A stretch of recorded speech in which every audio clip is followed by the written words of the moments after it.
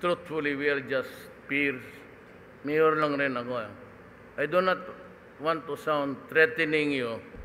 It's not it's bad taste. But I have to be very frank with you. Nabi ko talaga sa kanila.